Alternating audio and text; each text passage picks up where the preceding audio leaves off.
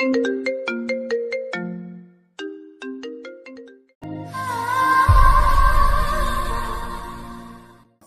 সত্যি জানি না জিনিয়ার ফ্যামিলি কোথায়।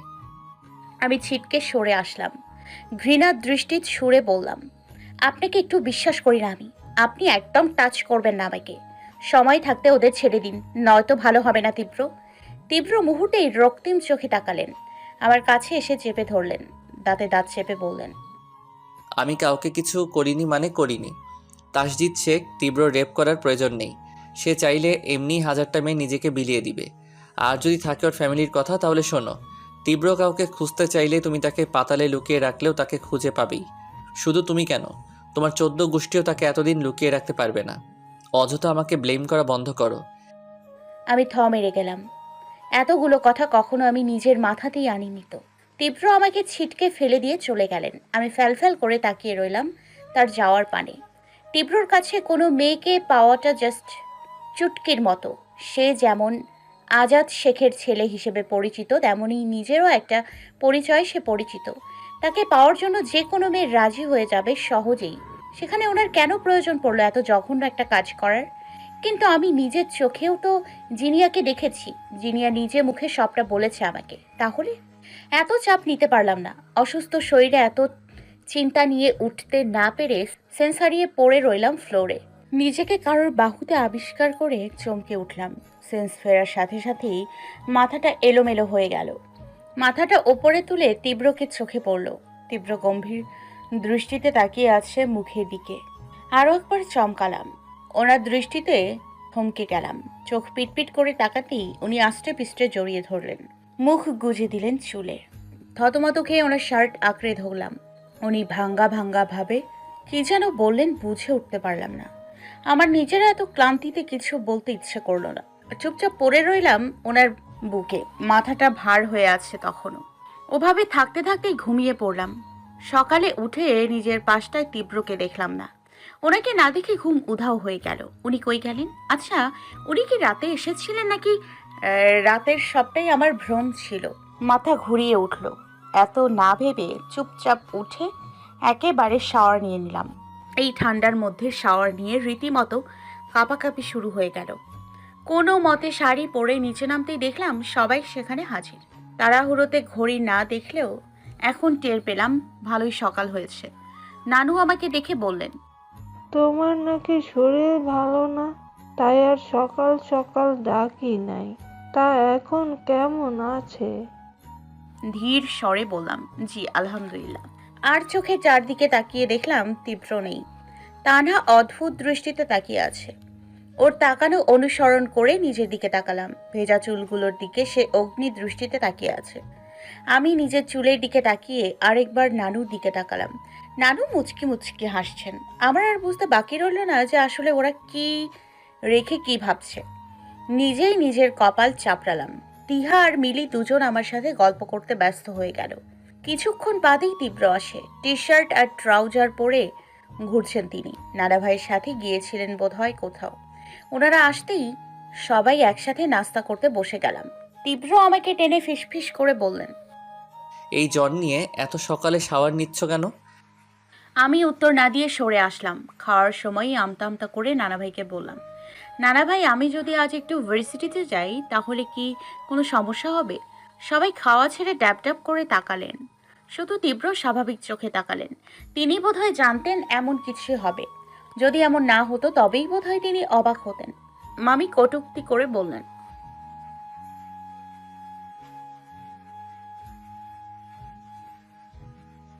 আমি মাথা নত করে নিলাম। এখানে আমি চাইলেও জবাব দিতে পারি, কিন্তু প্রথমত আমি নতুন বউ, আর তাছাড়া বড়দের সাথে খারাপ ব্যবহারটা করতে চাচ্ছি না। নানাভাই গম্ভীর স্বরে বললেন, কেন? কোনো কারণ আছে? জি আসলে। আমাকে থামিয়ে দিয়ে তীব্র খাবার মুখে দিতে দিতে বললেন, নানা ভাই প্রাণেশার যাওয়াটা একটু জরুরি। তাছাড়া কাল ওনার ফ্রেন্ডও কল করছিল, একটু প্রয়োজন আছে ওকে। আর ওর নোটও নিতে হবে। চিন্তা করো না, আমি তাড়াতাড়ি ওনাকে নিয়ে আসবো। আর কেউ কিছু বললেন না। তানহা মুখ বাঁকিয়ে বললেন, ভদ্রতা বলতে কিচ্ছু নাই। এই পর্যায়ে তার দিকে তীক্ষ্ণ দৃষ্টিতে তাকিয়ে হাত মুষ্টিবদ্ধ করে দাঁড়িয়ে রইলাম। আমি শান্ত থাকলেও তীব্র থাকলেন না। খাওয়া শেষ করে পানি খেয়ে উঠে যেতে যেতে বললেন, আগে নিজের ভদ্রতা ঠিক করো, এরপর অন্য কাউকে বলবি। প্রাণ খাওয়া শেষ হয়ে গেলে জলদি আসো। আমি মাথা নাড়িয়ে খাওয়া শেষ করে উঠে পড়লাম। ওনার পিছু পিছু এসে চুপচাপ বোরকা পরে হিজাব করে নিলাম। ও বাড়িতে থাকার সময় বোরকা পরেই অভ্যাস হয়ে গেছিল, আর এখনও সে অভ্যাসটাই আছে। তীব্রও রেডি হয়ে নেয়। দুজন একসাথে বের হলাম। উনি ইউনিভার্সিটির সামনে গাড়ি দাঁড় করিয়ে শুধু এটুকুই বললেন, যা করতে চাচ্ছ করে নাও, তবে নিজে বিপদে পড়বে এমন কিছু কখনোই করো না। ব্যাস এতটুকুই। আমি চোখ ছোট ছোট করে তাকিয়ে রইলাম। এরপর চুপচাপ ভার্সিটিতে ঢুকলাম। যেখানে সব ফ্রেন্ডরা আড্ডা দেই সেখানে দ্রুত গেলাম। সবাই কিছু বলার আগেই সামির হাত টেনে দূরে সরিয়ে আনলাম। ব্যস্ত গলায় বললাম, কিছু জানতে পেরেছিস? আন্টিরা কোথায়? সামি মলিন মুখে বলল, জানি না রে, অনেক খোঁজার চেষ্টা করেছি কিন্তু কোথাও খুঁজে পাইনি। তুই তীব্র ভাইকে কিছু বলেছিস? আমি রাতের কোনো কথাই সামিরকে বললাম না। সামি সন্দেহের চোখে তাকালেও আমি তা ঘুরিয়ে দিলাম। ফাঁকা ঢোক গিলে বললাম, একবার যাবি ওই বাড়িতে, যদি কোনো ক্লু পাই? সামি কিছুক্ষণ ভেবে রাজি হয়ে যায়, আর আমি দ্রুত বের হয়ে গেলাম ভার্সিটি থেকে। পেছন থেকে কয়েকবার ডাকে তানজিলা, সাবিহা, কিন্তু আমরা জবাব না দিয়েই ছুট লাগালাম। দুজনেই টেনশন করতে করতে ছুটলাম আন্টির বাড়ির দিকে। টেনশনে ফোনটাও অফ করতে ভুলে গেছি। অবশ্য এখন আর ফোনেই বা অফ করে কি হবে। আন্টির বাড়ি আসতে আসতে প্রায় আধা ঘন্টা লেগে গেল। স্বামী নিজের চাবি দিয়ে দরজা খুলে দিলেন। বাড়িতে ঢুকে 3 রুম আগে ভালো মতো খুঁজে নিলাম, কিন্তু কোথাও কারোর টিকিটাও নেই। পুরো বাড়িতে কিছু না পেয়ে যখন হতাশ হয়ে লিভিং রুমে এসে বসলাম, তখনই হাতের সাথে বেঁধে গেল কিছু একটা। ভ্রুকুচকে সেদিকে তাকিয়ে হাতে নিতেই দেখলাম একটা ব্রেসলেট। এই রকমের একটা ব্রেসলেট তীব্রর কাছে দেখেছিলাম। ভালো মতো উল্টে পাল্টে দেখতেই অবাক হলাম। ব্রেসলেটে স্পষ্টভাবে একটা নাম খোদাই করা। চোখে থেকে মুহূর্তেই 2 ফোঁটা জল গড়ালো। অস্পষ্ট স্বরে বললাম, তীব্র? অনুভূতি শূন্যের মতো নিজের রুমের ফ্লোরে বসে আছি। হাতে এখনো তীব্রর ব্রেসলেট। নিজের অজান্তেই যে তীব্রকে নির্দোষ ভেবে বসেছিলাম তা এখন হাড়ে হাড়ে টের পাচ্ছি। সে আমাকে এত এত টপিক দিয়ে বোঝালো, অথচ আজও তার বিরুদ্ধে একটা প্রমাণ রয়ে গেল। ব্রেসলেটটার দিকে তাকিয়ে রইলাম অনেকটা সময়। একটা সময় হন্তদন্ত হয়ে রুমে ঢোকে তীব্র। দরজার আওয়াজে সেদিকে তাকাতেই তার চিন্তিত মুখটা চোখে পড়ল। উনি ছুটে আসলেন আমার কাছে। হাঁটু মুড়ে বসে দুহাতে মুখ আগলে নিয়ে কাঁপা কাঁপা কণ্ঠে শুধালেন, কি হয়েছে প্রাণ? তোমার এমন বিধ্বস্ত অবস্থা কেন? তিহা বলল তুমি নাকি কান্না করতে করতে বাড়ি এসেছো। কি হয়েছে তোমার? আমি শুধু ওনার চোখের দিকে তাকালাম। মানুষ চোখের ভাষা নাকি খুব বোঝে, অথচ আমি এই মানুষটা চোখের ভাষা বুঝলাম না। বিভ্রান্তের ন্যায় এলোমেলো সে দৃষ্টি। তীব্র আমার ভাবনার মাঝে হয়তো আরও একবার প্রশ্ন করলেন, কিন্তু আমার কানে সে প্রশ্ন আসলেনও না। আমি ঠোঁট এলিয়ে হাসলাম। হাতের ব্রেসলেটটা তীব্রর সামনে ধরলাম।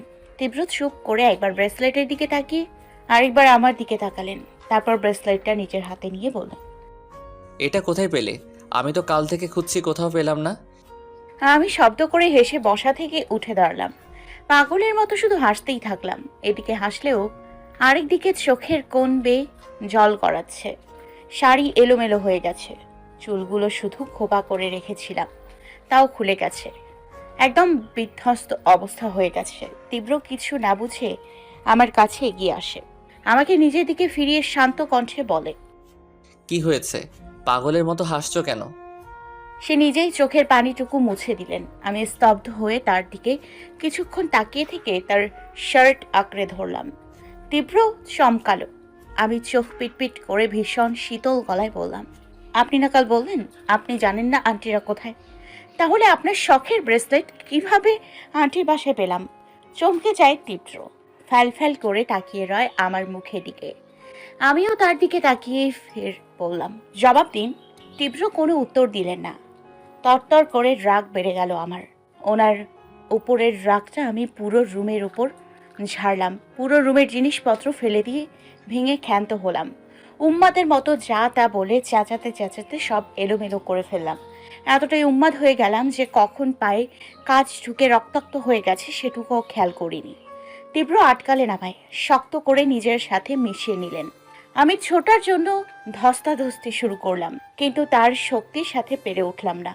ক্লান্ত হয়ে তার বুকের সাথে মিশে রইলাম। একটু শান্ত হতেই তাচ্ছিল্যের সুরে বললাম, আমি কাল রাত থেকে আপনাকে বিশ্বাস করতে শুরু করেছিলাম তীব্র। আমি ভেবেছিলাম আপনি নির্দোষ। আপনাকে বিশ্বাস করে আমি পুরো সত্য জানতে চেয়েছিলাম, কিন্তু আপনাকে বিশ্বাস করার ফলটা আমি আজই পেয়ে যাব তা ভাবতেই পারিনি।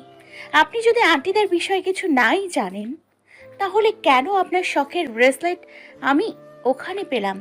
কেন জিনিয়ার ওই অবস্থার জন্য মৃত্যুর আগে সে আপনাকে দায়ী করলো? কেন আপনাকে ভালোবেসে জিনিয়া ঠকে গেল? কেন আপনি জুথি আপুর হাজবেন্ডকে মারলেন?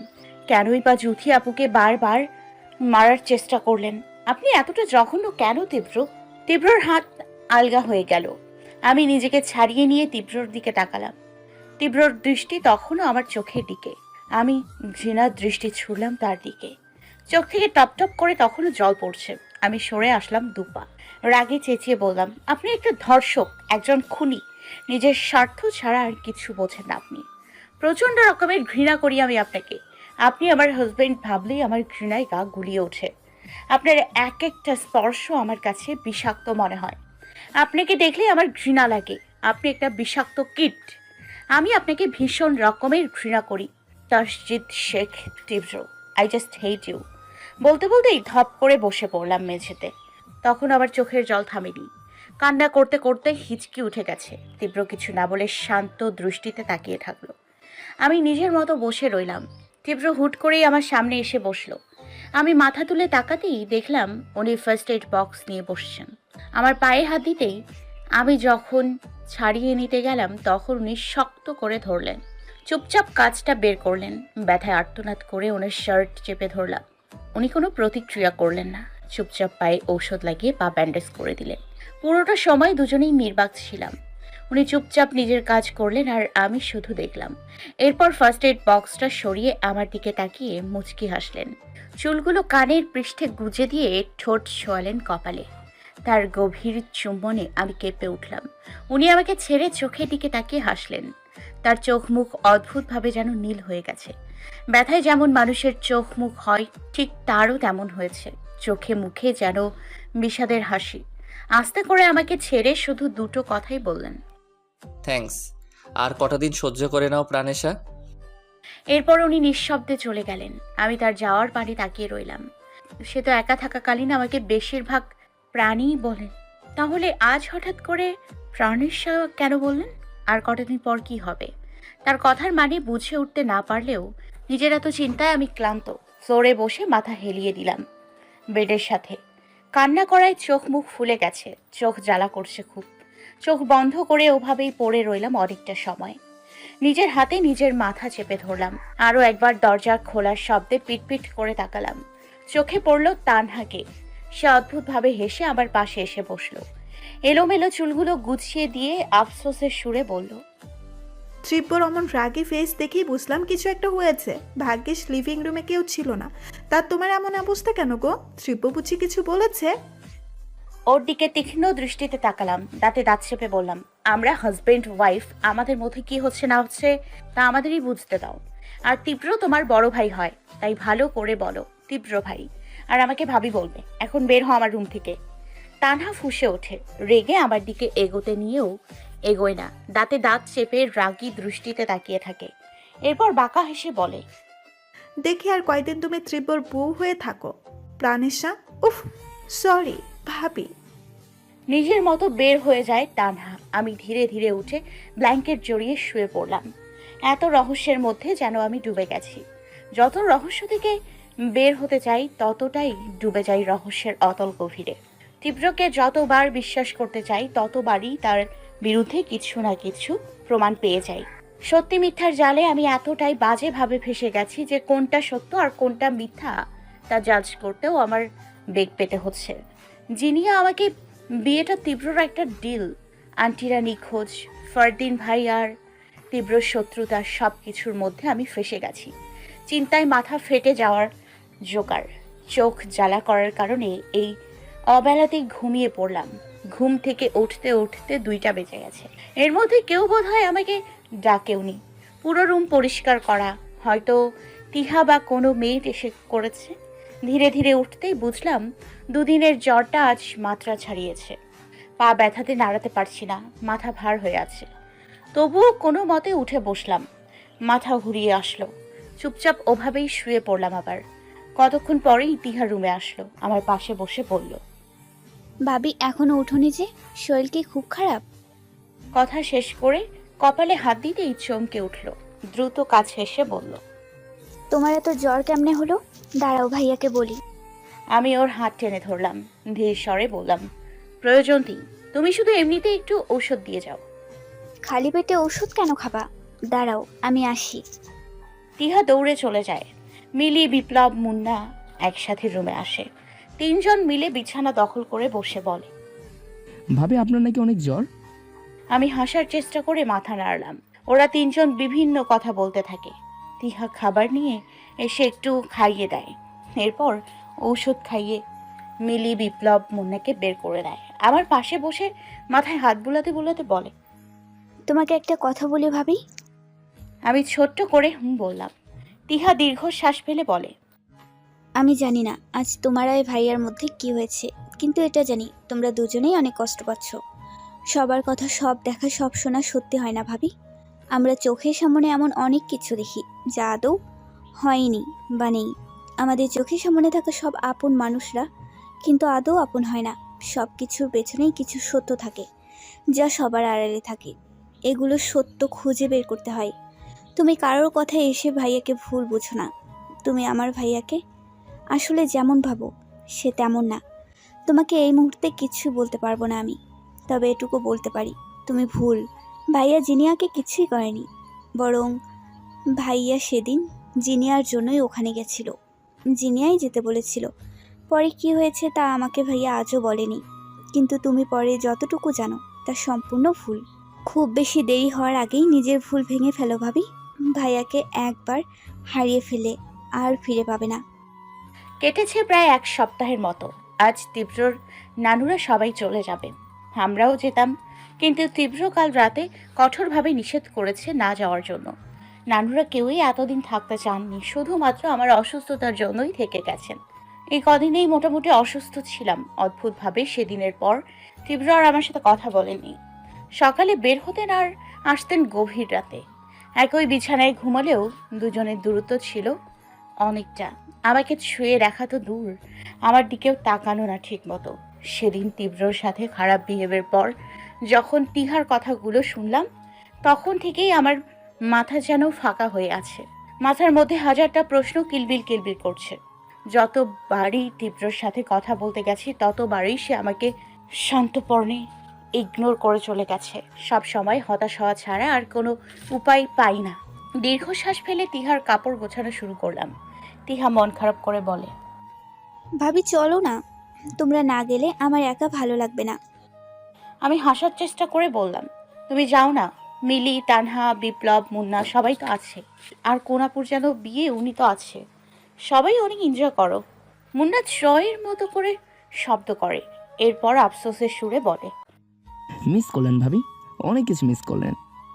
ওর কথার ধরনে আমি হেসে ফেললাম। বিপ্লব খুবই শান্ত স্বভাবের। এতগুলো দিনে ছেলেটাকে খুব কম কথা বলতে দেখেছি। ওর দিকে তাকিয়ে বললাম, তুমি খুব একটা কথা বলো না বিপ্লব, সব সময় চুপ করেই থাকো। ছেলেটা বোকা বোকা দৃষ্টিতে তাকালো, পিটপিট করে তাকিয়ে বলল, আমার বেশি কথা বলতে ভালো লাগে না ভাবি। পাশ থেকে মিলি বলল, ওটা পড়াকু ছেলে বুঝছ, ওর আম্মু কি যে জোর করে পাঠাইছে তা যদি জানতে। মুন্না এ কথায় যেন মজার কোনো টপিক পেল, তাই সে আগ্রহ নিয়ে লাফিয়ে এসে বলল, আসার দিন কি হয়েছে জানেন ভাবি? ওরে আম্মু। এটুকু বলতেই বিপ্লব ওর মুখ চেপে ধরে, রাগী দৃষ্টিতে তাকায়। কিন্তু মুন্না ধস্তাধস্তি করে নিজেকে ছাড়িয়ে পুরো রুমে দৌড়তে দৌড়তে একদমে বলল, ওরে আম্মু বলছে তোমার ফুপু বাড়ি থেকে ঘুরে আসো, কিন্তু আমার ভাই তো নারাজ, সে আসবে না বলে সে জিদ ধরে বসে আছে। আম্মু তো ছাড়ার পাত্র না। শেষে যখন দেখে না তার আসতে হবে, তখন বাথরুমে দরজা আটকে বসেছিল। বলে সবাই ফুপু বাড়ি চলে গেলে সে বের হবে, নয়তো ওখানে আজীবন থাকবে। সেখানে নাকি সে সন্ন্যাস নিয়ে ধ্যানে বসবে। বিপ্লব বারবার নিষেধ করে দেওয়া সত্ত্বেও যখন দেখলো মুন্না সব বলে দিয়েছে, তখন সে গাল ফুলিয়ে বসলো। পুরো রুমে হাসাহাসির ঝংকার উঠে গেছে। আমাদের হাসাহাসির মধ্যেই দরজায় নক পড়ল। সেদিকে তাকিয়ে দেখলাম তীব্র দাঁড়িয়ে আছে। আমি দ্রুত ওনার কাছে আসতেই উনি অন্যদিকে তাকিয়ে বললেন, নিজের লাগেজ গুছিয়ে নাও, আমরা যাচ্ছি সিলেট। আমাকে কিছু বলার সুযোগ না দিয়ে চলে গেলেন। পেছন থেকে টিহা বলল, ভাইয়া না কালই বলল তোমরা যাবে না ওখানে, তাহলে হঠাৎ? আমি জবাব দিলাম না, মুখ ভঙ্গিতেই বুঝালাম জানি না। এরপর রুম থেকে বের হয়ে আমাদের রুমে আসলাম। তীব্র নিজের প্রয়োজনীয় জিনিস গুছিয়ে নিচ্ছে। আমি ধীর পায়ে এগিয়ে কিছুক্ষণ চুপ থাকলাম। উনি নিজের মতো কাজ করে যাচ্ছে। আমি কয়েকবার গলা পরিষ্কার করে আমতা আমতা করে বললাম, আমি করে দিই। উনি জবাব দিলেন না, এমন ভাব ধরলেন যেন শুনতেই পাননি। আমার ভীষণ রাগ হলো। রাগে দাঁতে দাঁত চেপে কিছুক্ষণ দাঁড়িয়ে থেকে বড় করে শ্বাস নিলাম। ওনাকে ফের প্রশ্ন করলাম, কাল না বললেন যাবেন না, তাহলে আজ হঠাৎ রাজি হয়ে গেলেন যে? উনি নিজের কাজে মনোযোগ দিয়ে দু শব্দে বললেন, কাজ আছে। ব্যাস, আর কোনো কথা নেই। এরপর আমিও আর কথা বাড়লাম না। যে কথা বলতে চায় না তার সাথে জোর করে কিভাবে কথা বলবো? বুকের পাশে হালকা চিনচিনে অনুভূতি নিয়েই নিজের সব গুছিয়ে নিলাম। ট্রেন প্রায় রাত 10টায়, তাই এখন আর রেডি হলাম না। ঠান্ডা বাতাসে গায়ের লোমগুলো দাঁড়িয়ে যাচ্ছে। শাঁসা করে ছুটে চলেছে ট্রেন। গায়ের শালটা ভালোভাবে নিজের সাথে পেঁচিয়ে নিলাম। হিজাবের জন্য যদিও তেমন ঠান্ডা লাগছে না, তবুও খানিক বাদে বাদেই কেঁপে উঠছি। পাশেই তীব্র চোখ বন্ধ করে হেলান দিয়ে বসে আছে। সামনে তিহা আর তানহা বসছে। তানহার দৃষ্টি তীব্রর দিকে। মেয়েটাকে দেখলেই কেমন জানি রাগে গা জ্বলে। অন্যের বরের দিকে এমন করে তাকানোর কোনো মানে আছে? আমি পাশ ফিরে তীব্রর দিকে তাকালাম।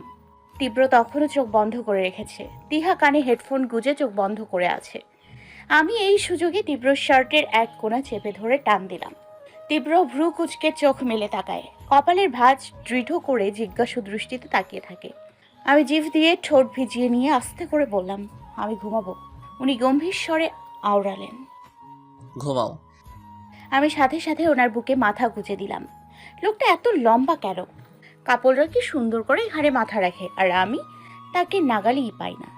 টান টান হয়ে বুক ফুলিয়ে থাকলে তাকে নাগালে কেমনে পাবো? বুকে মুখ গুজে দেয় আমার নিজেরই সর্বাঙ্গ যেন কেঁপে উঠল।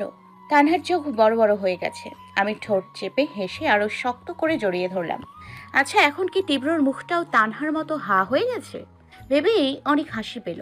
তীব্র সরালেন না আমায়। হয়তো তানহার সামনে বসে আছে বলেই উনি আমাকে সরালেন না। আমাদের মধ্যে যাই হোক তা তানহা অবধি যেন না পৌঁছে, এজন্যই তিনি সন্তপর্ণে জড়িয়ে ধরলেন। অজানা অনুভূতিতে কেঁপে উঠলাম। চোখ পিটপিট করে মুখ গুজে পড়ে রইলাম। হঠাৎ করেই মনে কড়া নাড়ল এক অদ্ভুত প্রশ্ন, আমি কি তীব্রর প্রতি কোনো অনুভূতিতে আসক্ত হয়ে যাচ্ছি?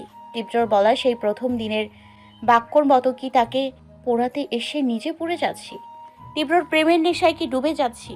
যদি এগুলোর উত্তর না হয়, তবে কেন এত অদ্ভুত টান আমার? কেন তার নীরবতায় আমি এত অস্থির অনুভব করি? কেন তানহার তার দিকে তাকালে আমার হিংসা হয়? কেন এই মানুষটার বুকে মাথা রেখে এত প্রশান্তি অনুভব করছি? কেন রাতের পর রাত তার মুখ দেখতে আমার একটুও বিরক্ত লাগে না? কিন্তু সবশেষে যদি আমার সব প্রশ্নের উত্তর হয় আমি তীব্রকে ভালোবাসি, তবে কি এটা আদৌ সম্ভব? মানুষটাকে আমি ঘৃণা করে এসেছি এতগুলো দিন, যাকে আমি রেপিস্ট খুনি বলে মেনেছি, তাকে কি আদৌ আমার পক্ষে ভালোবাসা সম্ভব নাকি এগুলো সবই আমার সাময়িক মোহ? প্রশ্ন আছে, তবে কোনো উত্তর পেলাম না। দীর্ঘশ্বাস ফেলে জাপটে ধরে রইলাম তীব্রকে। আজ ভীষণ করে চাইলাম তীব্র যেন একদম নির্দোষ হয়। যিনি আর সবগুলো কথা যেন তীব্র আমাকে মিথ্যা প্রমাণ করে দেন। এই সত্য মিথ্যার খেলায় হয়তো হেরে যাব, তবুও তীব্র জিতুক। তীব্র সত্যি নির্দোষ প্রমাণ হোক। পৌঁছতে পৌঁছতে ভোর হয়ে গেল। আমি পুরোটা রাস্তা তীব্রর বুকে মাথা রেখে এসেছি। কি অদ্ভুত এক অনুভূতি আর অদ্ভুত এক শান্তি। মনে হয়েছিল রাস্তাটা যেন কখনোই শেষ না হয়। কি বাচ্চাবো ভাবনা আমার। নিজের ভাবনাতে নিজেই হেসে ফেললাম। নানুবাড়িটা দেখে বেশ অবাক হলাম। অনেকটা জায়গা জুড়ে বড় একটা বাড়ি, সামনের সরু রাস্তার দুপাশে বাগান করা। মুগ্ধ হয়ে চারপাশটা দেখতে দেখতেই তীব্র কাছে চলে আসে। হাত ধরে গম্ভীর মুখে সদর দরজার সামনে দাঁড়ায়। তীব্র ছোট মামা মামি, দুই খালামণি, দুই খালু আরও 4 থেকে 5 জন কাজিন মিলে আমাদের বাড়ির ভেতর এনে বসায়। সারা রাত জার্নির ফলে যে যার রুমে চলে যায়। আমি রুমে এসেই চিৎপটাং হয়ে শুয়ে পড়লাম। সারা রাস্তা তেমন একটা ঘুম হয়নি। এখন ভালো মতো একটা ঘুম দেয়া যাবে, কিন্তু ঘুমে ছাই ফেলে দিয়ে তীব্র গম্ভীর কণ্ঠে বলে, নিজে থেকে একটা রেপিস্ট খুনি স্বার্থপর লোকের বুকে মাথা রাখতে ঘৃণা লাগেনি? আমি চমকে তাকালাম, চোখ পিটপিট করে তাকিয়ে রইলাম। সেদিন রাগের মাথায় যা তা বলেছি আমি ওনাকে, অথচ বোকার মতো এটা একবারও ভাবিনি যে দোষী কখনো তাকে খুঁজে পাওয়ার ক্লু চোখের সামনে রেখে যায় না। ওনার দৃষ্টি তখনও আমাতে আবদ্ধ। আমি ঢোক গিলে মাথা নত করে নিলাম। বোকার মতো কত কি করে ফেলেছি এ পর্যন্ত। আমি জানি এসবের পেছনে বড় কোনো রহস্য আছে, কিন্তু এই রহস্যের সমাধান যে নেই আমার কাছে। তীব্র বাঁকা হেসে বলে, প্রেম প্রেম নেশা তবে লেগে গেছে প্রাণেশা? ওনার এই একটা কথাতেই থমকে গেলাম। বার কয়েক শুকনো ঢোক গিলাম। তীব্র লাগেজ থেকে কাপড় বের করতে করতে তাচ্ছিল্যের সুরে বললেন, যতটুকু অনুভূতি মোহ মায়া আছে তা এখানেই শেষ করো। তীব্র প্রেমের নেশার মতো তীব্র প্রেমের বিরহ কিন্তু ভয়ঙ্কর প্রাণ। তাছাড়াও তোমার আর আমার বিয়েটা তো কেবলই একটা ডিল। এখন থেকে ফেরার পর তোমাকে তোমার জায়গায় ফিরিয়ে দিয়ে আমি ফুললি ফ্রি হয়ে যাব। হার্টবিট থেমে গেল ওনার বাক্যগুলোতে। নিজের অজান্তেই ছোট্ট মনে দাগ কেটে গেল আমাদের বিয়েটার ডিল শুনে। শক্ত হওয়ার চেষ্টা করলাম, চোখের পাতা ঝাপটালাম কয়েকবার। নিজেকে শক্ত হওয়ার প্রচেষ্টা নাকি কান্না আটকানোর প্রচেষ্টা তার টের পেলাম না। তীব্র তার প্রয়োজনীয় জিনিস নিয়ে ওয়াশরুমে যাওয়ার আগে আমার দিকে তার ফোন ছুঁড়ে মারলেন। একবার তার যাওয়ার দিকে তাকিয়ে আরেকবার ফোন হাতে নিলাম। উনি ওয়াশরুমের দরজা বন্ধ করার পূর্বেই কুটিল হাসি হেসে বললেন, পিকগুলো দেখে আবার শ্বাস আটকে মরে যাও না যেন। তোমার এখনো অনেক দেখা বাকি, তাই শ্বাসটুকু বাঁচিয়ে রাখো। ওনার কথায় বেশ অবাক হলাম। কি এমন পিক যা দেখলে আমার শ্বাস আটকে যাবে? কৌতূহলে ফোনটা নিয়ে ভালো মতো পিকটা দেখতেই সত্যি মনে হলো আমার শ্বাস আটকে গেছে। জ্ঞান শূন্যের মতো একবার ফোনের দিকে তাকিয়ে আর একবার ওয়াশরুমের দরজার দিকে তাকালাম। চোখ থেকে দুফোঁটা জল গড়ালো আনমনে। অস্পষ্ট স্বরে শুধু বেরিয়ে আসলো, জিনিয়া বেঁচে আছে। ফোন হাতে নিয়েই কাঁপাকাঁপি শুরু হয়ে গেল আমার। হতভম্ব হয়ে বসে রইলাম বিছানায়। জিনিয়া কি বেঁচে আছে? কিন্তু এটা কিভাবে সম্ভব হবে? ও তো আমার সামনেই সেদিন। মাথা ঘুরিয়ে উঠল যেন। আমার ভাবনার মধ্যেই তীব্র শাওয়ার নিয়ে বেরিয়ে আসলো। আমাকে এভাবে বসে থাকতে দেখে চুল মুছতে মুছতেই বললেন, সত্যি সত্যি শ্বাস আটকে গেছে নাকি প্রাণেশা? এখনই এমন করলে চলবে? আরও কত কিছু দেখার আছে এখনো। আমি ওনার মুখের দিকে ফ্যালফ্যাল করে তাকিয়ে রইলাম। উনি চুল মোছা শেষ করে চুপচাপ এসে আমার থেকে ফোন নিয়ে একপাশে রেখে শুয়ে পড়লেন। আমার দিকে তাকিয়ে বললেন, ঘুমাও। কিন্তু আমার চোখ থেকে ঘুম যেন হাওয়া হয়ে গেছে। তীব্রর কথা অনুযায়ী জিনিয়া বেঁচে আছে। তবে কি আমি এতদিন ভুল করেছি? তীব্রকে এত এত অপমান করেছি শুধু জিনিয়ার জন্য।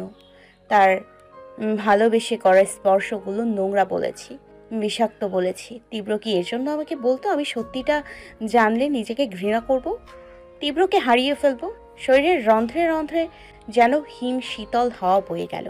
কেঁপে উঠলাম কিছুক্ষণ।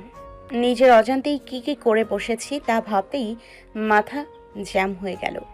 বসে রইলাম ওভাবেই। অনেকটা সময় পর যখন সাহস করে তীব্রর মুখের দিকে তাকালাম, তখন তার ঘুমন্ত মুখটাই চোখে পড়ল। মানুষটা এতটুকু সময়ই ঘুমিয়ে গেছে। এত দূর জার্নি করে নিশ্চয়ই ভীষণ ক্লান্ত। আমি আস্তে করে শুয়ে পড়লাম। নীরব হয়ে তার মুখের দিকে শুধু তাকিয়ে রইলাম। পরপর কয়েকবার ঢোক গেলাম। প্রথম দিন থেকে তার এখন পর্যন্ত বলা প্রত্যেকটা কথাই যেন পরপর মনে পড়ল। বুকের বাম পাশে চিনচিনে ব্যথা অনুভব করলাম। এ ব্যথা কি তীব্রকে হারানোর ভয়ে নাকি অজানা কোনো সত্যর মুখোমুখি হওয়ার ভয়? লিভিং রুমে সবার মাঝখানে বসে আছি। চারপাশ থেকে কয়েক জোড়া চোখ আমার দিকে তাকিয়ে রয়েছে। ওনাদের এমন দৃষ্টিতে বেশ অস্বস্তি বোধ করলাম। ফাঁকা ঢোক গিলাম কয়েকবার। ছোট মামি, বড় খালা, ছোট খালা, বড় খালার মেয়ে হামিদা আপু আর হাফিজা, ছোট খালার ছেলে রাসেল আর সজীব, মিলি, তিহা, মুন্না, বিপ্লব সবাই আমার দিকেই তাকিয়ে আছে। একেই তো জিনিয়ার বিষয়টা নিয়ে আমার ভাবনার শেষ নেই, তার ওপর এদের এমন দৃষ্টিতে আমার জান যায় যায় অবস্থা। আমার ভাবনার মাঝেই ছোট মামি চকচকে চোখ নিয়ে বললেন, মাশাল্লাহ আপা, বউ তো মাশাল্লাহ খুবই সুন্দর, আর তীব্রর সাথেও কিন্তু মানিয়েছে খুব। ওনার কথায় বড় খালা, ছোট খালা এবং বাকি সবাইও তাল মেলালো। আর চোখে তাকিয়ে দেখলাম আমার শাশুড়ি, বড় মামি আর তানহার মুখটা জ্বলে উঠল। এত প্রশংসা তাদের মোটেও সহ্য হলো না। আমি মাথা নিচু করে ঠোঁট চেপে হাসলাম। তিহা আগুনে ঘি ঢালার মতো করে বলল, হ্যাঁ ছোট মামি, ঠিক বলছেন। আমার ভাইয়া আর ভাবি বেস্ট। ডাইনিংয়ে বসে তীব্র জুস খাচ্ছিলেন। তিহার কথায় তিনি বিষম খেলেন। তানহা ছুটে গিয়ে পানি ধরলেন তার সামনে। কটমট করে উঠলাম আমি। এর মধ্যেই কেউ একজন বলল, আমার তানহার থেকে সুন্দরী না, কিন্তু তানহা আর তীব্রকে বেশ মানায়। এই কথা শুনে সেদিকে তাকালাম। একটা মেয়ে দাঁড়িয়ে আছে, বেশভূষা ভালোই মডার্ন। আমি তার পা থেকে মাথা পর্যন্ত পর্যবেক্ষণ করতেই তানহা ছুটে গিয়ে আপু বলে জড়িয়ে ধরে। মিলি নাকমুখ কুচকে বলে, আমার এই বড় বোনটাই এই মেজো বোনটারে নষ্ট করে ফেললো একদম। একটারও লজ্জা শরম নাই, অন্যের জামাই নিয়ে টানাটানি, ফালতু কাজ। ওর কথা শুনে হাসি পেলেও নিজেকে সামলে নিলাম। ছোট মামি সবাইকে তাড়িয়ে দিলেন, যে যার মতো উঠে চলে গেল। তীব্র এতক্ষণ বসে বেশ মজা নিচ্ছিলেন, কিন্তু সবাই যেতেই সে নিজেও বুক টান টান করে উঠে দাঁড়ালেন। তারপর চুপচাপ সিঁড়ি ডিঙিয়ে চলে গেলেন। ওনার পিছু পিছু তানহা ওর বোনও চলে গেল। সম্ভবত এটাই শোভা। ওরই কয়েকদিন পর বিয়ে।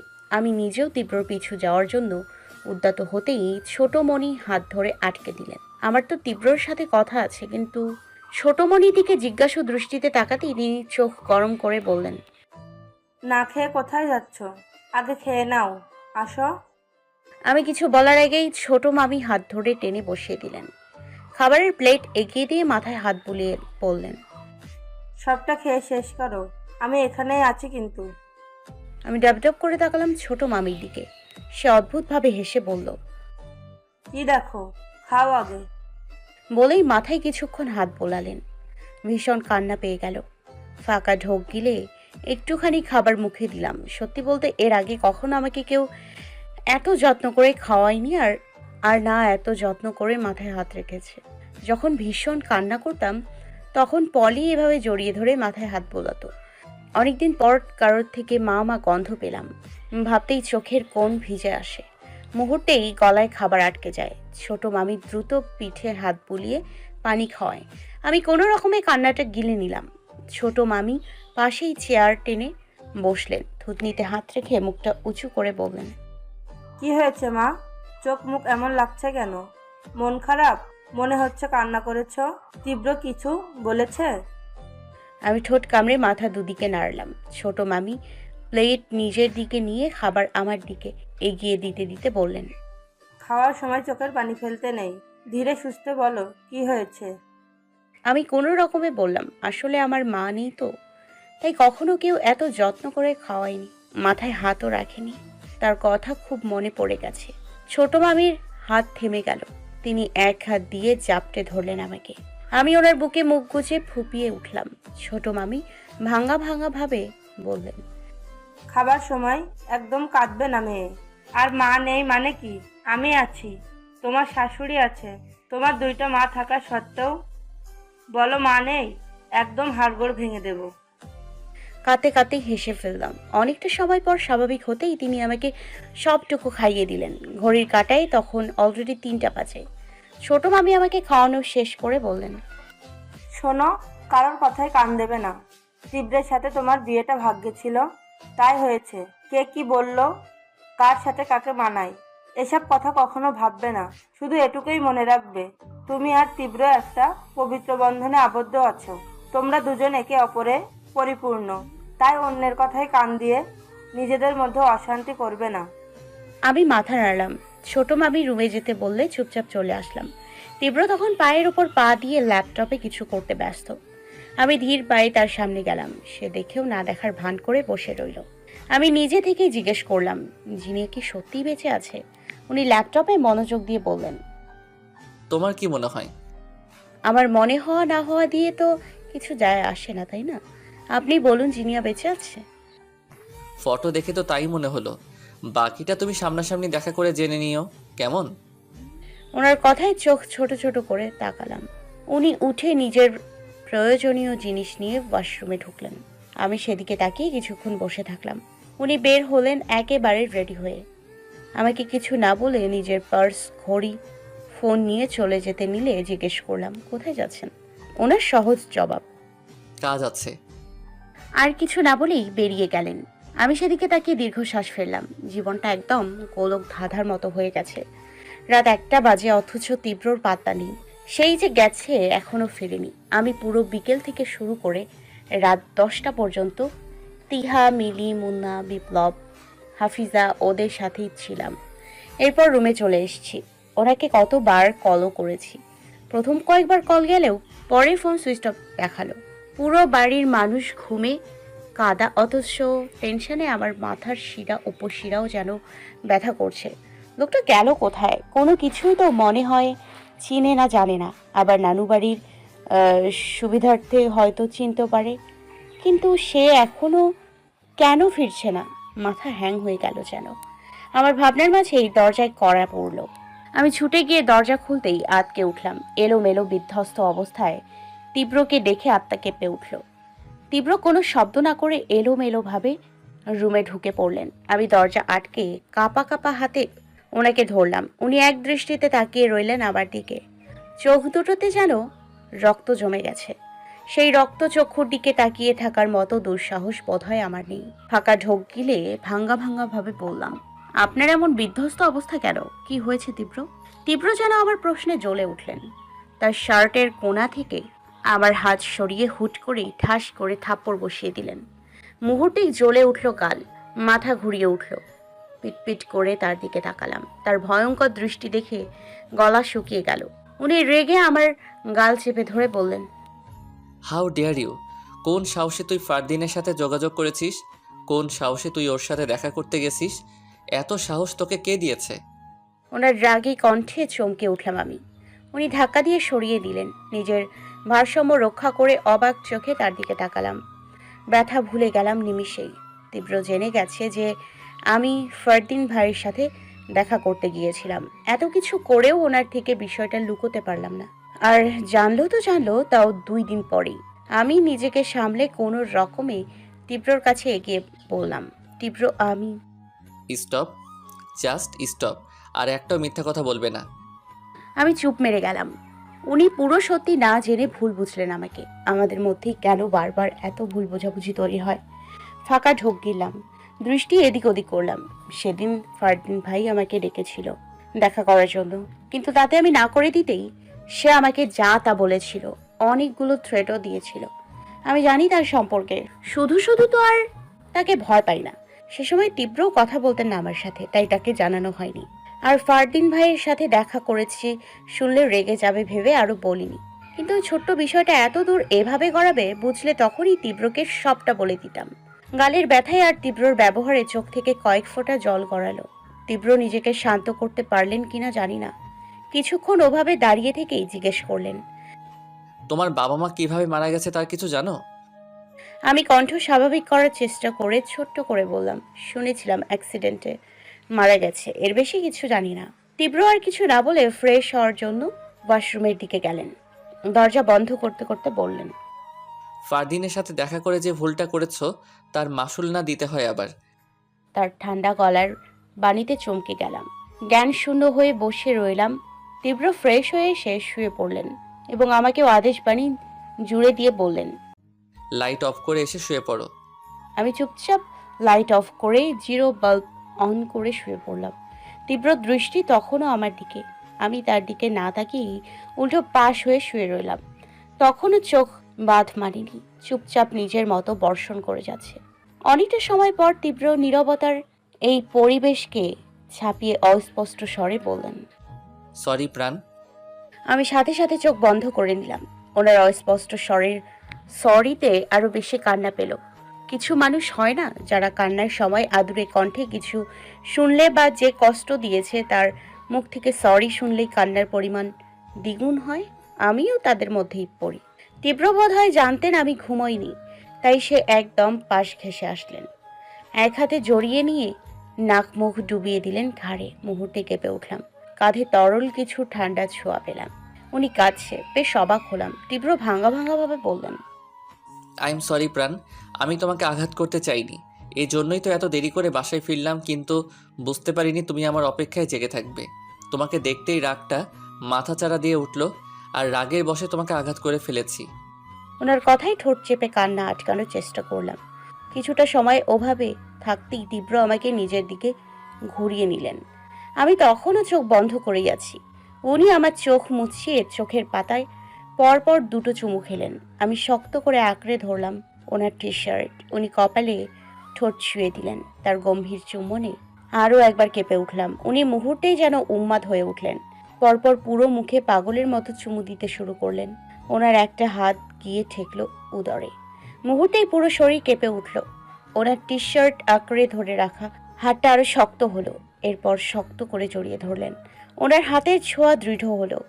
এক একটা ছোঁয়া যেন হৃদয় কাঁপানো। বিয়ের তোড়জোড় শুরু হয়েছে।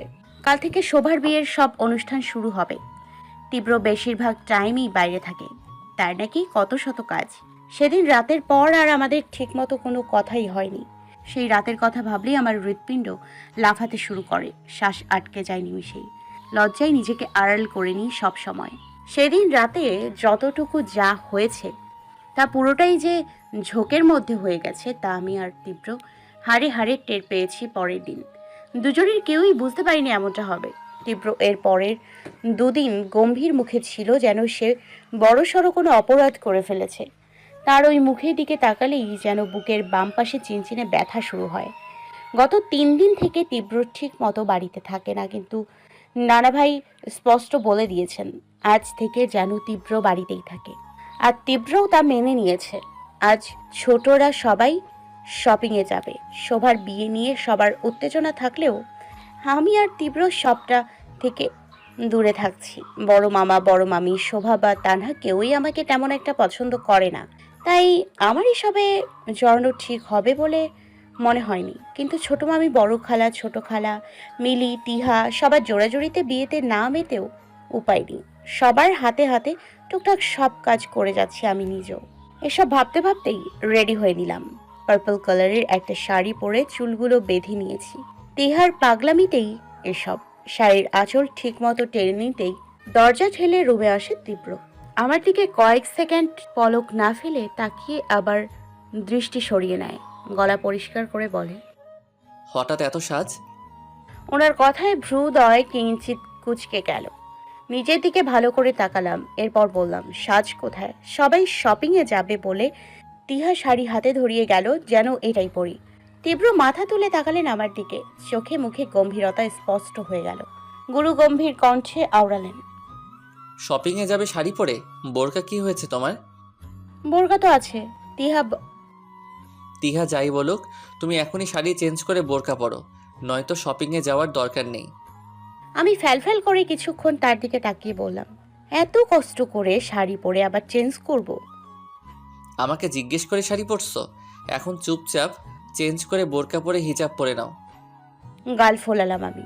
কাবার থেকে বোরকা বের করে তা নিয়ে তীব্রকে পাশ কাটিয়ে আসার সময় তীব্রর বিড়বিড় করা কয়েকটা বাক্য কানে আসে। আমার বউকে আমি একা দেখবো, বাকি সবার থেকে আড়ালে রাখবো, তাই শাড়ি পরে কোনো মতেই বের হতে দিব না, মানে দিব না। যদিও ওনাকে পাশ কাটিয়ে চলে এসছি, কিন্তু ওনার দিকে চোখ বড় বড় করে তাকিয়ে আছে। মস্তিষ্ক পর্যন্ত কথাগুলো যেতেই ঠোঁট প্রসারিত হয়ে গেল। ঠোঁট কামড়ে হেসে কয়েক পলক তার দিকে তাকিয়ে চুপচাপ ওয়াশরুমে ঢুকলাম। আমাকে বোরকা পরে দেখে তিহা গাল ফোলালো। ওকে কত কিছু বুঝিয়ে শেষে শপিংয়ে যাওয়া হলো। যার যার মতো শপিং করলেও আমি আটকা পড়ে আছি তীব্রের কাছে। না সে নিজে শপিং করতেছে আর না আমাকে করতে দিচ্ছে। সবাইকে শপিংয়ে পাঠিয়ে এক হাতে আমার হাত চেপে আর এক হাতে নিজের ফোন স্ক্রল করছে। এভাবে আর কতক্ষণ দাঁড়িয়ে থাকবো? বিরক্তিতে আমার ইচ্ছে করছিল লোকটার গলা টিপে দেই, কিন্তু সে ইচ্ছে দমিয়ে দাঁতে দাঁত চেপে বললাম, নিজে তো যাচ্ছেনই না, আবার আমাকেও যেতে দিচ্ছেন না। আপনি না গেলে অন্তত আমাকে যেতে দিন। আর যদি শপিং নাই করানোর হয় তাহলে আনলেনই বা কেন? তীব্র ফোনে মনোযোগ দিয়েই বললেন, আমি কখন বললাম আমি তোমাকে শপিং করাবো না? বাড়িতে বিয়ে যখন, তখন তোমাকেও শপিং অবশ্যই করাবো। তো এখানে দাঁড়িয়ে দাঁড়িয়ে শপিং করব? তীব্র ফোন রেখে আমার দিকে তাকালেন। নিকাবের ওপর দিয়ে গাল টিপে বললেন, বাহ, আমার বউয়ের তো দেখছি ভালোই রাগ। তাসজিদ শেখ তীব্রর বউ হয়ে এত অধৈর্য হলে চলে? একদমই না। বলেই একটা ট্যাডি স্মাইল দিলেন। আমি হাঁ করে কিছুক্ষণ তার দিকে তাকিয়ে রইলাম। এই লোকটাকে কেন বিয়ে করেছিলাম আমি? শপিং করাবো বলে পার্কিং এরিয়াতে দাঁড়িয়ে আছে। নিজেই নিজের কপাল চাপড়ালাম। বিড়বিড় করে নিজেই নিজেকে বললাম, পড়েছ কিপটার হাতে, এবার তোমার শপিং জল ভাতে। তীব্র মুহূর্তেই তাকালেন আমার দিকে। তার তাকানো দেখে খানিকটা চমকালাম। উনি ঠোঁট গোল করে বললেন, আরে বাহ, তুমি দেখছি কবিতাও বানাতে পারো। Great great. জিভ কামড়ালাম। লোকটা শুনে ফেলেছে। তীব্র ফোন নিয়ে টাইম দেখে আমার হাত শক্ত করে চেপে ধরে হাঁটা লাগলেন। গম্ভীর স্বরে বললেন, ওদের সাথে গেলে তানহা আর শোভা তোমাকে খোঁচা মেরে কথা বলতো। আর আমার এত অকাল আসেনি যে সামান্য শপিংয়ের জন্য আমার বউকে যে কেউ যা তা বলবে আর আমি শুনবো। তাই তুমি আর আমি একসাথে যাব, কিন্তু একটু দেরি করে। আর ওদের যা রং ঢং, তাতে তুমি আর আমি যদি লাস্ট 10 মিনিটেও যাই তবুও ওদের শপিং করা হবে না। আমি পিটপিট করে তাকালাম। মুচকি হেসে তীব্র পায়ে পা মিলিয়ে শপিং মলে ঢুকলাম। সব শপিং তীব্রর পছন্দ মতোই নিলাম। লেহেঙ্গা, শাড়ি, জুতো শেষ করে এবার পালা জুয়েলারি। দুজনে জুয়েলারি শপে ঢুকতেই চোখ আটকে গেল একটা পেন্ডেন্টে। ভীষণ পছন্দ হলেও আমি তীব্রকে তা বললাম না। শাড়ি আর লেহেঙ্গার সাথে ম্যাচিং করেই সব গহনা নিলাম। সব শেষে যখন তীব্র বিল পেমেন্ট করতে গেছে তখন চোখ পড়ল দরজার বাইরে। মুখটা জিনিয়ার মতো মনে হতেই যেন শখ খেলাম। সব শপিং সেখানেই ফেলে ছুট লাগালাম দরজার দিকে। দরজা থেকে বাইরে এসে আশেপাশে কিছুটা দৌড়ানোর পরেও জিনিয়াকে আর দেখলাম না। ভিড়ের মাঝে যেন হারিয়ে গেল সহজেই। আমি কনফিউজড হয়ে দাঁড়িয়ে রইলাম। সত্যি কি জিনিয়াকে দেখেছি নাকি চোখের ভুল? এর মধ্যেই তীব্র দৌড়ে আসে। তড়িঘড়ি করে আমাকে ধরে বলে, পাগল নাকি? এইভাবে কেউ ছুটে আসে? আমি কতটা ভয় পেয়ে গেছি জানো? কি হয়েছে? এমন করে ছুটে আসলে কেন? আমি রোবটের মতো হাত দিয়ে সামনে ইশারা করে বললাম, জিনিয়া। তীব্র চমকে তাকায় সেদিকে, কিন্তু জিনিয়াকে না দেখে বলে, কোথায় দেখেছো? এখানে? আমি মাথা নাড়লাম। উনি আমাকে ছেড়ে রেলিং এর কাছে গিয়ে পুরোটা পর্যবেক্ষণ করলেন, কিন্তু জিনিয়াকে না পেয়ে হতাশ হয়ে ফিরে আসলেন। আমি তীব্রের শার্টের এক কোণা চেপে ধরে বললাম, জিনিয়া সত্যিই বেঁচে আছে তীব্র? তাহলে সেদিন? তীব্র গম্ভীর হয়ে গেলেন। নিজের শার্টের কোণা ছাড়িয়ে নিয়ে আমার এক হাত চেপে হাঁটা লাগালেন। গম্ভীর গলায় বললেন, বাড়ি চলো। জুয়েলারি দোকান থেকে সব ব্যাগ নিয়ে চলে আসলাম। মাথার মধ্যে ঘুরপাক খাচ্ছে জিনিয়ার মুখ। ও যদি সত্যিই বেঁচে থাকে তাহলে সেদিন মারা গেল কে? কেনই বা সেদিন সব দোষ তীব্রকে দিয়েছিল? জিনিয়া বেঁচে থাকলে কেন জানালো না আমাকে? আন্টি তো বলেছিলেন জিনিয়াকে দাফন করানো হয়েছে। তাহলে জিনিয়া বেঁচে আছে কিভাবে? এত এত প্রশ্নের দরুন মাথা কাজ করা বন্ধ করে দিল। পরপর কয়েকটা ঝোঁক গেলাম। তীব্র চিন্তিত মুখে আমার দিকে তাকিয়ে বললেন, ঠিক আছে প্রাণ, শরীর খারাপ লাগছে? আমি উত্তর দেওয়ার আগেই তিহারা সবাই চলে আসে। একে অপরের শপিং এর কথাই বলছিল নিজেরা। তারপর যে যার মতো জায়গায় বসে পড়ল। তানহা আমাকে আর তীব্রকে গাড়ির মধ্যে দেখে ঠেস দিয়ে বলে, তীব্র প্রাণের সাথে শপিং করিয়ে দাওনি? দিবেই বা কেন, যাকে বিয়ে করেছো একটা? তীব্র পেছনে তাকিয়ে চোখ গরম করে বললেন, তোর না ভাবলেও চলবে আমি ওকে শপিং করিয়েছি কিনা। নিজের চরকায় তেল দে। তানহার মুখটা একটুখানি হয়ে গেল।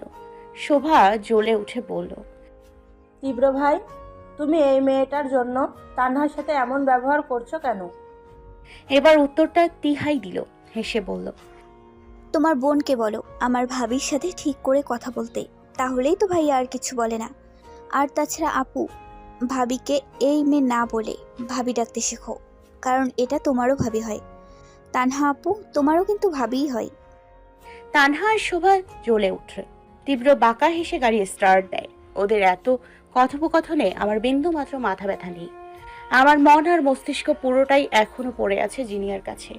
কি থেকে কি হয়েছে সবটা ভেবেই কুল কিনারা পাচ্ছি না। আমার ভাবনার মাঝেই বাড়ি চলে আসলাম।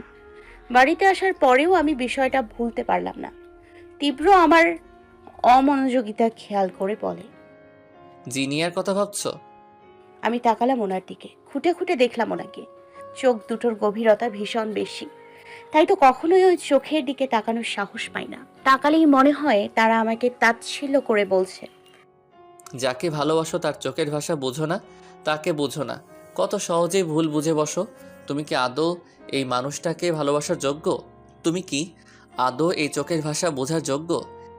বিষয়গুলো ভাবতেই যেন আমার দম বন্ধ হয়ে আসে। তীব্র খানিকটা এগিয়ে আসে আমার কাছে, এলোমেলো হওয়া চুলগুলোকে কানের পৃষ্ঠে গুজে দিয়ে বলে, এত বেশি ভেবো না, যা হওয়ার তা হবেই।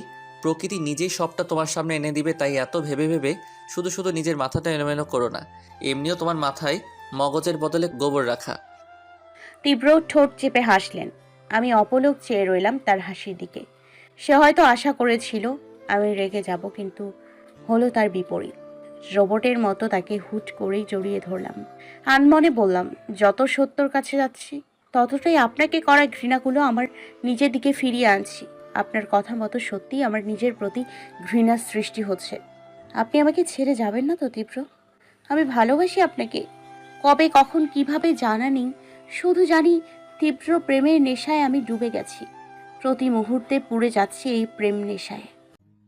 শোভার মেহেন্দি অনুষ্ঠান শুরু হয়েছে। শাশুড়ি মায়ের অর্ডার অনুযায়ী কাজ করেই দিন পার হচ্ছে আমার। এত কাজের মধ্যে ছোট মামি চুপচাপ বসতে বললেও শাশুড়ির কড়া নির্দেশ যেন সবার হাতে হাতে সব কাজ শেষ করি। তিহা কয়েকবার এসে ডেকে গেছে, কিন্তু আন্টি যেতে দেননি। তিহা শেষমেশ রাগে দাঁতে দাঁত চেপে আমার কাছে এসে বলে, অন্য সময় ভাবিরে সহ্যই করতে পারে না, আর এখন শত্রুর মতো খাটাচ্ছে। বিয়েতে এসেছে বলে এত ঝামেলা করলো, আর এখন যখন কাজের বেলা তখন সব প্রাণেশাই করো। ফাউল ফ্যামিলি একটা। আমি ওকে চেপে ধরে থামিয়ে দিলাম। তিহা ফুসতে ফুসতে চলে যায়। আমি এখনো পর্যন্ত শাড়িও চেঞ্জ করিনি। কিভাবে করব? আন্টি তো উঠতেই দিচ্ছেন না। নিজের কাজ করে যাচ্ছি চুপচাপ। এমন সময় গম্ভীর কণ্ঠ ভেসে আসে নান ভাইয়ের। সেদিকে তাকাতেই দেখলাম নানা ভাই, নানু, আঙ্কেল সবাই এসছে। দ্রুত আঁচল টেনে মাথায় দিলাম। নানা ভাই গম্ভীর কণ্ঠে বললেন, নতুন বউকে দিয়ে কাজ করাচ্ছে কে? নাত বউ এখানে বিয়ে করতে এসেছে নাকি মেহমান হিসাবে এসেছে? আমি মাথা নিচু করে রইলাম। কেউ কোনো উত্তর দেওয়ার আগেই পাশ থেকে তিহা চিবিয়ে চিবিয়ে বলে, নানা ভাই, তোমার মেয়ের না আমার ভাবির আরাম একদমই সহ্য হয় না, তাই জন্য সকাল থেকে মেয়েটাকে গরুর মতো খাটাচ্ছে। অথচ দেখো নিজে কিন্তু পায়ের ওপর পা তুলে বসে আছে। তিহার কথায় আমি ওর দিকে তাকালাম। মেয়েটা কি আমাকে মারবে নাকি? নানা ভাইয়ের সামনে কি বলছে এগুলো? এর মধ্যেই আন্টি ধমকে উঠলেন তিহাকে। রাগী স্বরে বললেন, ভাবি এত আপন হয়ে গেছে যে মায়ের নামে নানা ভাইয়ের কাছে নালিশ করছিস? এক একটা রাজাকার জন্ম দিয়েছি আমি, তুই বাড়ি চল শুধু। আন্টির কথা শেষ না হতেই নানা ভাই রাম ধমক দিলেন। আমি থতমত খেয়ে গেলাম। চোখ পিটপিট করে কিছুক্ষণ নানা ভাইয়ের দিকে তাকিয়ে ফাঁকা ঢোক গিললাম। তিনি আগের চেয়েও গম্ভীর হয়ে বললেন, তোমার সাহস দেখে আমি অবাক হচ্ছি তাফিয়া। তুমি একে তো এত কিছু করেছো, তারপরেও আমার সামনে মেয়েকে ধমকাচ্ছ। আজাদ তীব্র কোথায়? আঙ্কেল নম্র গলায় বললেন, ওকে তো কোথাও দেখিনি, মনে হয় নিজের রুমেই আছে। নানা ভাই কাউকে কিছু না বলে আমার দিকে দৃষ্টি দিলেন। আদেশ সূচক স্বরে বললেন, নিজের রুমে গিয়ে ফ্রেশ হয়ে চেঞ্জ করে নাও। আর বাকি যা কাজ তা তাফিয়া আর এ বাড়ির বউরা সামলে নেবে, তোমাকে আর কাজ করতে হবে না। আমি কিছু বলতে চেয়েও বললাম না। নানা ভাইকে এ বাড়ির সবাই ভয় পায়, আমিও তার ব্যতিক্রম নই। তাই তার কথায় মাথা নাড়িয়ে চুপচাপ করে সরে আসলাম। একবার পেছনে তাকিয়ে দেখলাম আন্টিকে নানু ঝাড়ছে। আমি দীর্ঘশ্বাস নিলাম। চুপচাপ নিজের রুমে এসে দেখলাম তীব্র পায়ের উপর পা তুলে ল্যাপটপে কাজ করছে। আমার দিকে এক পলক তাকিয়ে বলল, এত তাড়াতাড়ি সব কাজ শেষ? ছেড়ে দিল তোমাকে? আমি তো ভাবলাম আজ সারা রাত তোমার কাজ করতে করতেই শেষ হবে। আমি জ্বলে উঠলাম। রাগে ফোঁস করতে করতে একবার ওনার দিকে তাকিয়ে কাবার্ডের দিকে এগোলাম। কাবার্ড থেকে একটা নতুন শাড়ি নিয়ে ওয়াশরুমে ঢুকলাম। দরজা বন্ধ করার আগে দাঁতে দাঁত চেপে বললাম, দুই মা ছেলের চোখের বিষ যেন আমি। সকাল থেকে কাজ করে মরছি, ওইটা ওনার চোখে পড়লো না, কিন্তু আমি তাড়াতাড়ি চলে আসছি এটা তার চোখে পড়লো। খারুস কোথাকার। মেরে ওখানটার টিকিট হাতে ধরিয়ে দেওয়া উচিত। বাইরে থেকে হুট করেই হাসির শব্দ পেলাম। ভ্রু কুচকে গেল নিমেষেই। সারাদিন কাজ করায় গা থেকে এখনো গন্ধ আসছে। দ্রুত শাওয়ার নিয়ে শাড়িটা শুধু কোনো রকম পেঁচিয়ে নিলাম। দরজা হালকা খুলে দেখলাম তীব্র এখনো বসে আছে। আমি ওভাবেই বের হয়ে আসলাম। তীব্র দৃষ্টি তখনও ল্যাপটপের দিকে। গলা পরিষ্কার করে বললাম, বাইরে যাবেন না আপনি? রুমে বসে আছেন যে? নানাভাই তো আপনাকে খুঁজছিল। কেন? হঠাৎ নানাভাই কেন খুঁজছে? ওনার প্রশ্নে জিভ দিয়ে ঠোঁট ভিজিয়ে নিলাম। হাসার চেষ্টা করে বললাম, জানি না তো, আপনি গিয়ে দেখুন, যান যান। তীব্র এবার চোখ তুলে তাকালেন, কপালে ভাঁজ ফেলে পা থেকে মাথা পর্যন্ত পর্যবেক্ষণ করে বললেন, ও আচ্ছা, এই ব্যাপার। আমি থতমত খেয়ে জিজ্ঞেস করলাম, কি কি ব্যাপার? উনি বাঁকা হেসে ল্যাপটপ রাখলেন, সিনা টান করে দাঁড়িয়ে হাই তুলে বললেন, আমাকে তাড়ানোর কি আছে? আমি তো আগেই সব দেখে ফেলেছি বৌজান। আমি ওনার কথায় কয়েক সেকেন্ড চোখ ছোট ছোট করে তাকিয়ে থাকলাম। ওনার কথার মানে বোঝার সাথে সাথে দাঁত চেপে একটা বালিশ ছুঁড়ে মেরে বললাম, বেহায়া নির্লজ্জ লোক, বের হন এক্ষুনি। তীব্র বালিশ ক্যাচ করে হাসতে থাকে। আমি আরও কিছু ছোড়ার প্রস্তুতি নিতেই উনি ভো করে বের হয়ে গেলেন। আমি দ্রুত দরজা আটকে বড় করে শ্বাস নিলাম। লজ্জায় গাল দুটো লাল হয়ে গেছে। সেদিন রাতের ঘটনার পর থেকে আমি এমনিতেই লজ্জায় তার থেকে পালাই পালাই করি, আর সে বারবার সেই এক কথাই বলে। মনে মনে তার গোষ্ঠী উদ্ধার করে শাড়ি পরাতে মন দিলাম। নাচ গান সব কিছুতেই মেতে উঠেছে পুরো বাড়ি। তিহা আর মিলি দুজনে জোর করে হালকা সাজিয়েছে। চুলও তিহাই ঠিক করে দিয়েছে। এদের অবস্থা এমন, বিয়েটা শোভার না আমার আর তীব্রর। তিহা আমাকে নিয়ে নিচে নামতে নামতে বলে, ভাবি নিচে গিয়ে দেখবা, নাটকের বন্যা বইয়া যাইতেছে। আমি ওর কথায় হেসে ফেললাম। ওকে চিমটি কেটে বললাম, আন্টি যদি তোমার এই কথা শুনে তাহলে তোমার সাথে সাথে আমার কলাও কেটে দেবে। আচ্ছা, তখন আন্টি তোমাকে কিছু বলেনি তো?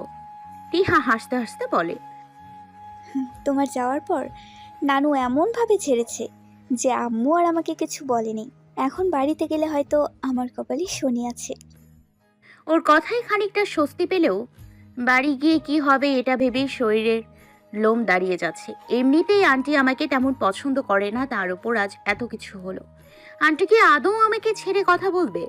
দীর্ঘশ্বাস ফেলে তাকিয়ে দেখলাম শোভা মেহেন্দি দিচ্ছে। শোভার মেহেন্দি শেষ হলে তানহা তিহা মিলে বসে পড়েছে। মিলি আমার কাছে এসে বলে, দেখছেন ভাবি, আপনার ননদ আমাকে রেখেই মেহেন্দি দিতে বসে গেল। ঠাড়া পড়বে ওর উপর। আমি হেসে ফেললাম ওর কথায়। তীব্রকে আশেপাশে খুঁজেও কোথাও পেলাম না। হুট করেই তানহা মেহেন্দি দেয়া বন্ধ করে মেহেন্দি দিয়ে দৌড় লাগায় সিঁড়ি দিয়ে। ওর এমন হঠাৎ দৌড়ে যাওয়ায় বেশ অবাক হলাম। মিলি গিয়ে তানহার জায়গায় বসে পড়ে। আমি একবার চারপাশে তাকিয়ে হাঁটা লাগালাম তানহার পিছু পিছু। তানহা ছাদের দিকে গেছে। আমি ছাদের দরজার কাছে আসতেই দেখলাম তীব্রও সেখানে আছে। দুজনেই একটা জায়গায় বসে তানহার হাতে তীব্র মেহেন্দি দিয়ে দিচ্ছে। আমি ফ্যাল করে কিছুক্ষণ সেদিকে তাকিয়ে থাকলাম। ইচ্ছে করলো দুজনকেই গিয়ে থাপড়াইয়ে আসি, কিন্তু দাঁতে দাঁত চেপে দাঁড়িয়ে থাকলাম। বিষয়টা কত দূর যায় এটা দেখার অপেক্ষাতেই আছি আমি। তানহার হাতে মেহেন্দি দেয়া শেষ করে তীব্র গম্ভীর মুখে বলল, এখন যা। তানহা বিশ্ব জয় করার মতো হেসে বলে, যাবো একটু পর, তোমার সাথে একটু কথা বলি তীব্র। তীব্র জবাব দিল না, চুপচাপ দাঁড়িয়ে রইল। তানহা হুট করেই পেছন থেকে জড়িয়ে ধরে। আমি চমকালাম। এ পর্যায়ে সহ্য হলো না। এগোতে নিলে তানহার কয়েকটা বাক্য কানে আসে। তীব্র, তুমি তো প্রাণের শাহ, এখান থেকে গিয়েই ছেড়ে দিবে তাই না? ওর সাথে বিয়েটা তো জাস্ট একটা ডিল, বলো। তুমি তো ওকে ডিভোর্স দিয়ে আমাকে বিয়ে করবে তাই না? তুমি তো ওকে ভালোবাসো না তাই না? থেমে গেলাম আমি। হুট করেই কৌতূহল জাগলো তীব্রর জবাবের। আমি জানি উনি আমাকে ভালোবাসে আর উনি আমাকে ছাড়বেও না।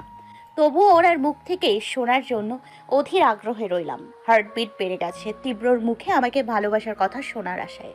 দেয়ালে হেলান দিয়ে দাঁড়ালাম। চোখ বন্ধ করে বড় বড় শ্বাস নিতেই তীব্রর কণ্ঠ কানে আসে, ছাড় আগে।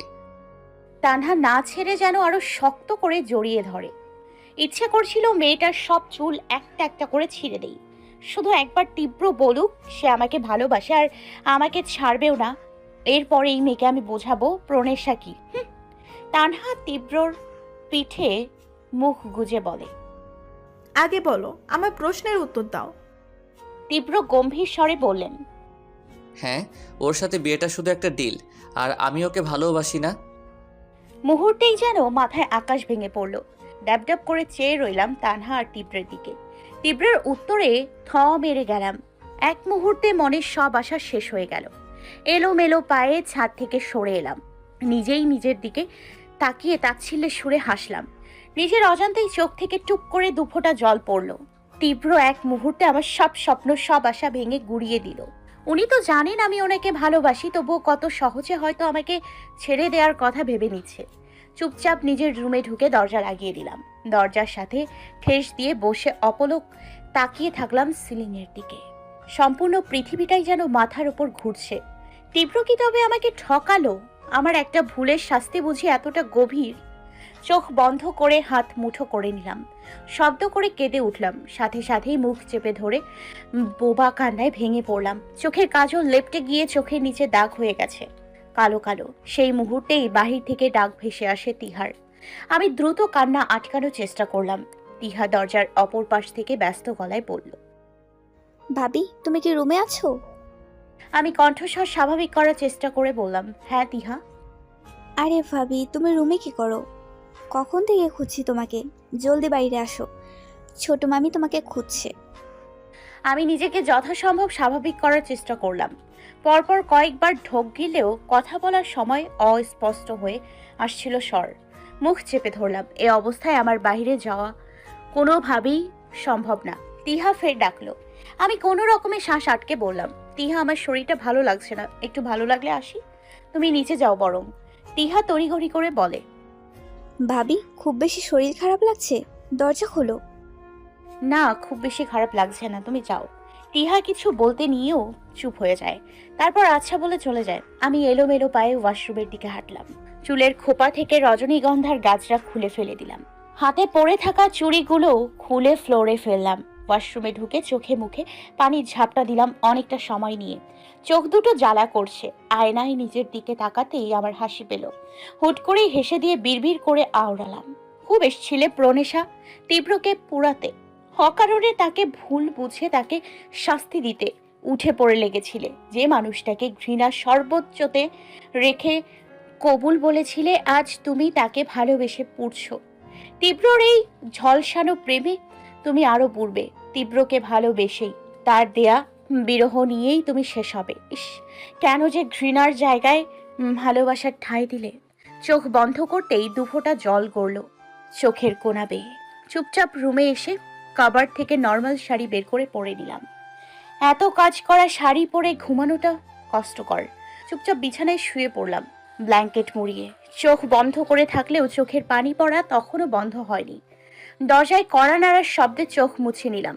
নিজেকে যতটা সম্ভব স্বাভাবিক করার চেষ্টা করে দরজা খুললাম। ভেবেছিলাম হয়তো ছোট মামি বা তিহা মিলিয়ে এসছে, কিন্তু ঝাপসা চোখে তীব্রকে দেখে সরে আসলাম।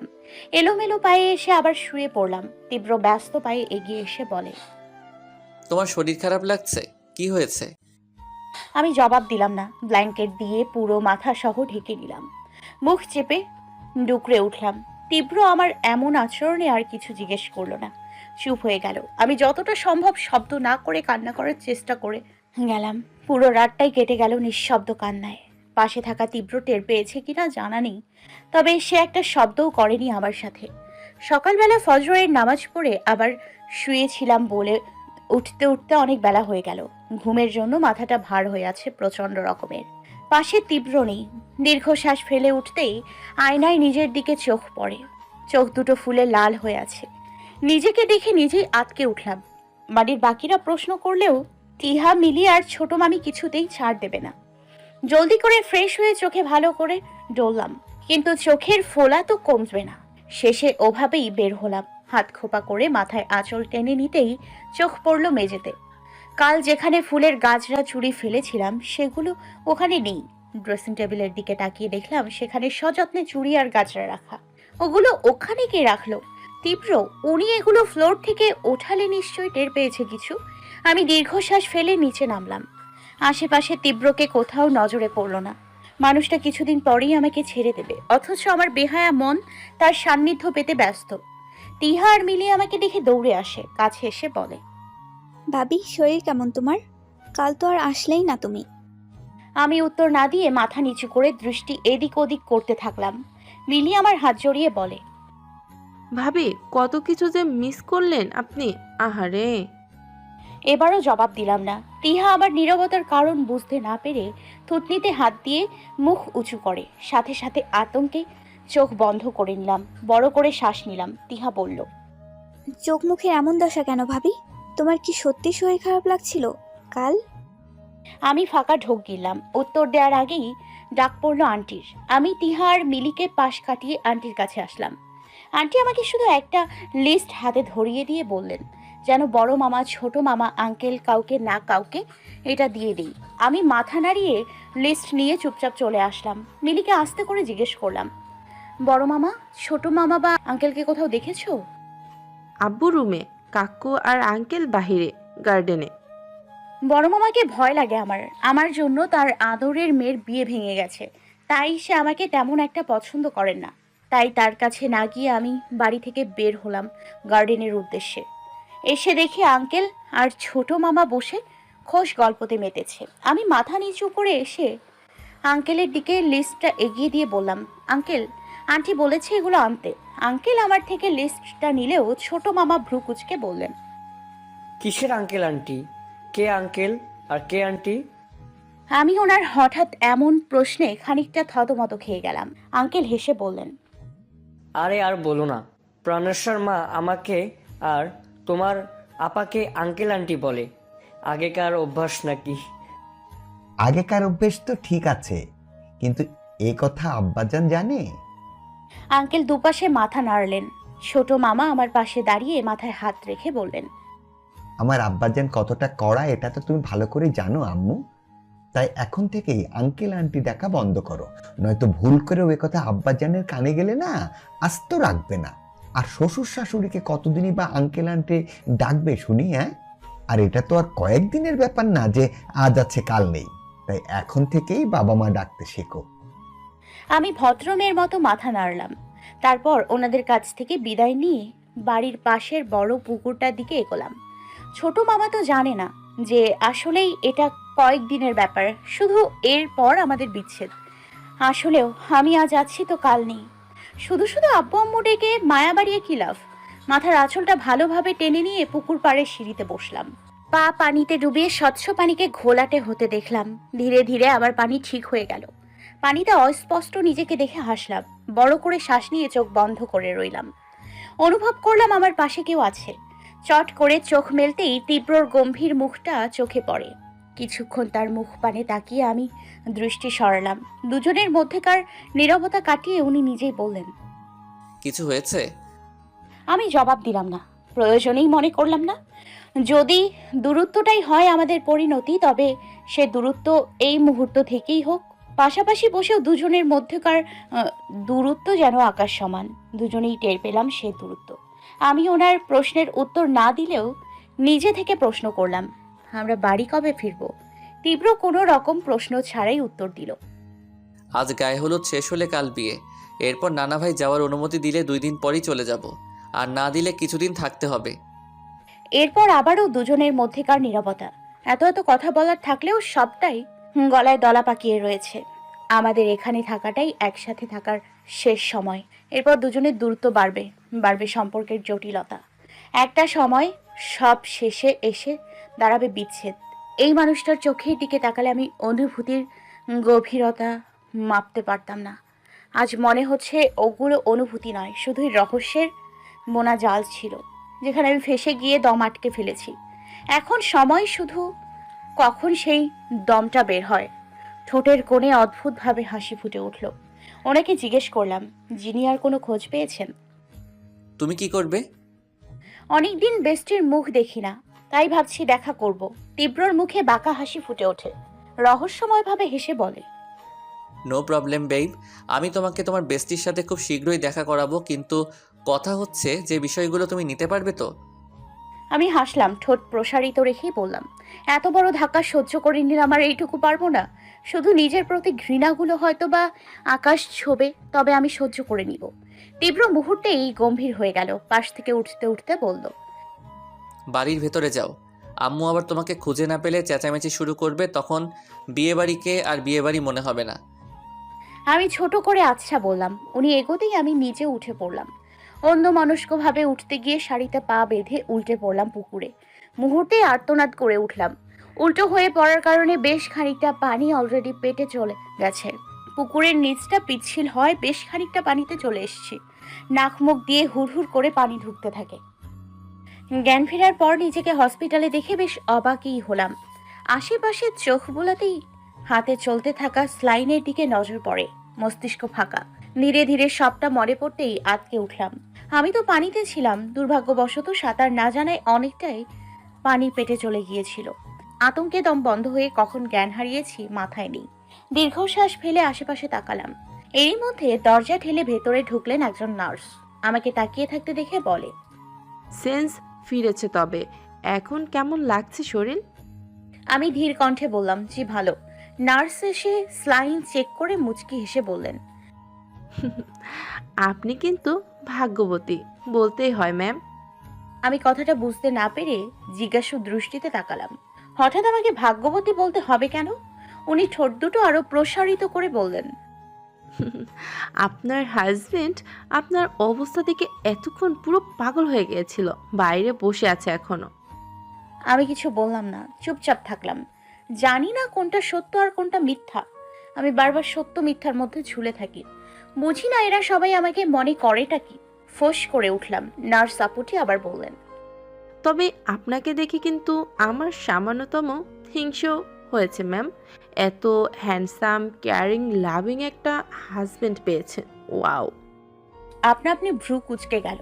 মেয়েটার চোখে স্পষ্ট মুগ্ধতা।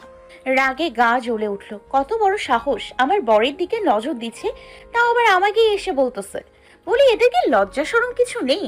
ফোঁস করে উঠলেও কিছু বললাম না। আপাতত চুপই থাকলাম। আমি তো অসুস্থ, তাই না? কিছুক্ষণ পর নার্সটি বের হয়ে যায়।